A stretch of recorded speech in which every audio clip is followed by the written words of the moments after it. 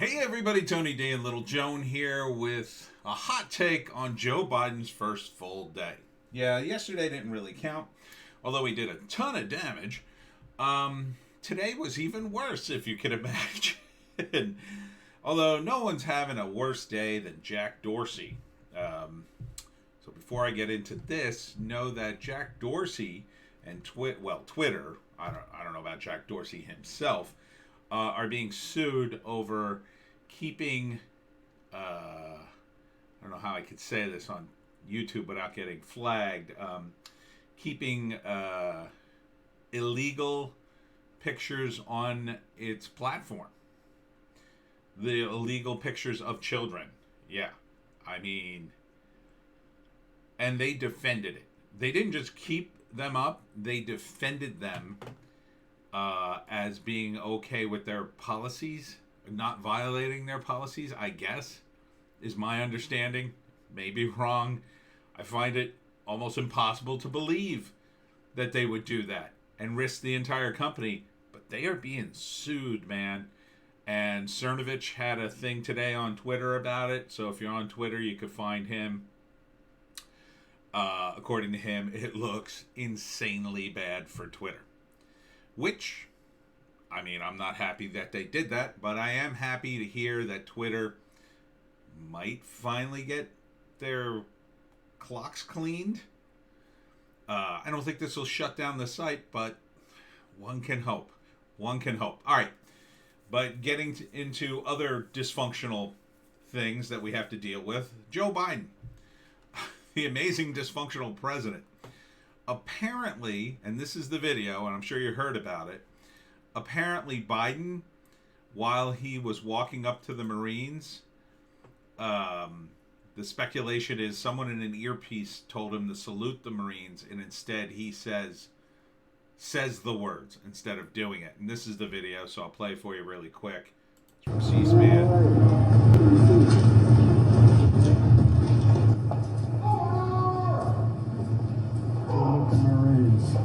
There it was. I don't know if you heard it. Salute the Marines. It sounds like him. And, you know, he's in the mask. Man, he's just gone. He is just gone. In my view, he's gone. He's gone. His brain is not functioning. You people running Joe Biden, and especially Jill Biden. Maybe Jill Biden secretly hates her husband. Maybe. That would make sense. I mean, you know, after what happened, look at Hunter. You know, what did Joe do for Hunter other than corrupt him and expose him to things that have caused him to spiral down? I mean, that kid, he's not a kid, he's 50, but I just, maybe Jill Biden secretly hates her husband and she's putting him through this. I can't think of any other reason why you would drag somebody around in this condition and make him do all this stuff. I mean, do they actually believe Trump was this bad? Do they actually need money this badly? What do they have on these people? My God. Amazon offers to help distribute beer virus vaccines on Biden's first day in office. Never offered to help Trump. Not surprising. You know, Bezos is in with the intelligence community, according to people on the internet. And, you know, he's got a $600 million contract with them, so I guess it kind of makes sense, but I don't know why he wouldn't do this during Trump. I mean, but then again, it's like, why would Amazon, you know, they got to be refrigerated, right? I mean, I guess Amazon could deliver that stuff. Seems like they should have done that, just anyway. But no one wanted to help Trump. You know, politics are more important, everyone. More important, apparently, to everyone against Trump. Woohoo! Biden kicks off an estimated 52,100 jobs, or kills off. I said kicks off. Kills off an estimated 52,100 jobs in first day as president during pandemic. Well, Yeah. This is Gateway Pundit, so they may be uh, accelerating or exaggerating the numbers, but canceling the Keystone pipeline cost over 11,000 construction jobs and 42,100 jobs throughout the U.S. during construction process, according to the U.S. State Department. Oh, and canceling the Trump border wall will cost 10,000 jobs. But I don't think he cares. I don't think he cares. Pipeline, that is a really dumb move. A very dumb move. And it'll be back. It'll be back. You know, the next president, not Kamala, but I mean the actual next president, they'll bring it back. Or maybe even Biden will, after he shakes down whoever runs the Keystone pipeline. This was amazing.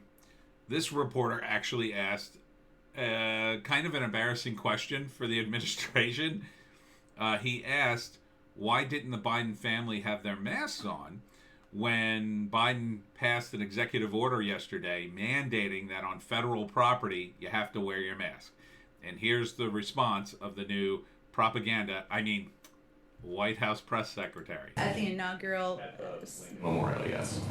I think, Steve, he was celebrating an evening of a historic day in our country, and See, he was celebrating a historic day. You can't expect him to listen to the rules while he's celebrating a historic day. Certainly he signed the mask mandate because it's a way to send a message to the American public about A message to send it to you, not to him and his family. The message is for you. The instructions are for you. It's not for him. He's celebrating. About the importance of wearing masks, how it can save tens of thousands of lives. We take for you. The message is for you. A number of COVID precautions, as you know, here in terms. Except when they're celebrating. Except when they don't feel like it. Then they don't take those precautions. Why would they? They're celebrating. And the instructions are for you. It gets worse. Fact check. Jen Psaki, this is the new press secretary, falsely claims Trump's travel ban was a Muslim ban.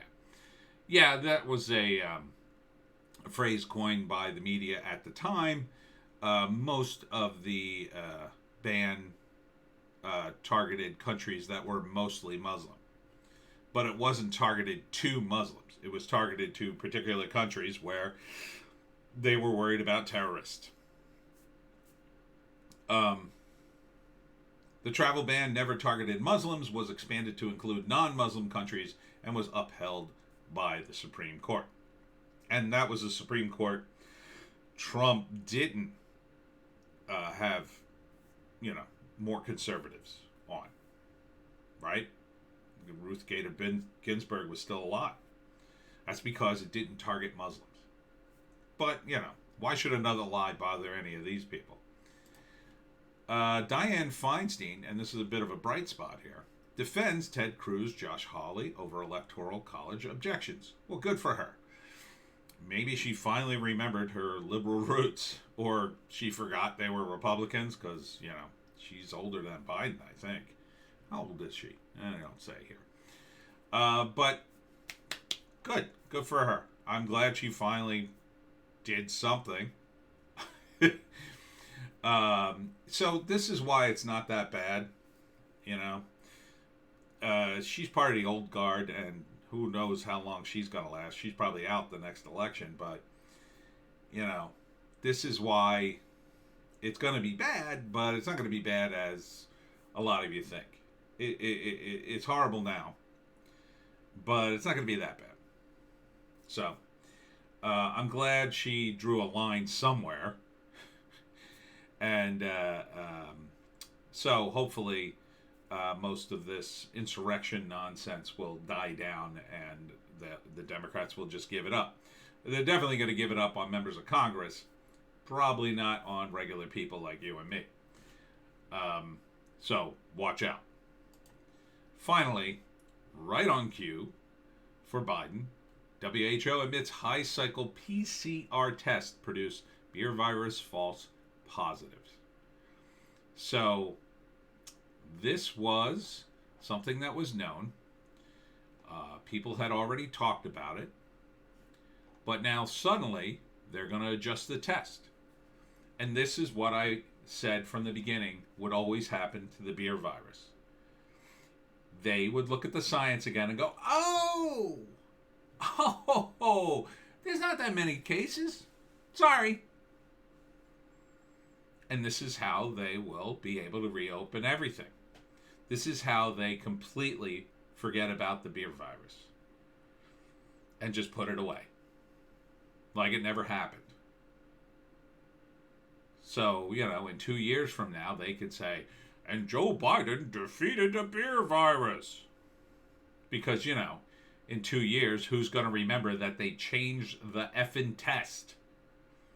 Not the sheep that watch the TV news. They'll be like, oh yeah, we got the vaccine and then the virus was over. And, all right, yeah, it hasn't been in the news. And they don't make me wear it at the store anymore. Yeah, that Biden, that crazy old man.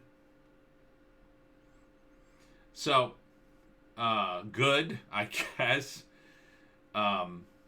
It was pretty much, again, I'm not a vaccine denier. I'm not a beer virus denier. It exists. It exists. The vaccines work. They're good. Especially if you have comorbidities and you're elderly, you should take them. Because, that's better than not taking them. Now, if you're younger, I think you got to question it. Me personally, I'm not down with the vaccine until they make me take it. But because I don't have comorbidities and I'm not that old, I'm in relatively good shape, despite the cookies I eat. But getting any unnecessary medicine seems dumb to me. So I'm not going to get it unless I need it. If I hit 70, yeah, I'll get a beer virus vaccine. But by then, hopefully, the science will be much better vetted than it currently is. But for people who are old, and I have a lot of older relatives, they should absolutely take it. And I'm not against it at all. For people with comorbidities, you should absolutely take it. I mean, it's not good. It's not a good disease to get. But they are exploiting it for political gain. And did. And now they're done with it. So just like Antifa, under the bus it goes. Because now they don't need it. Now they will tell you a different story. And you will believe it.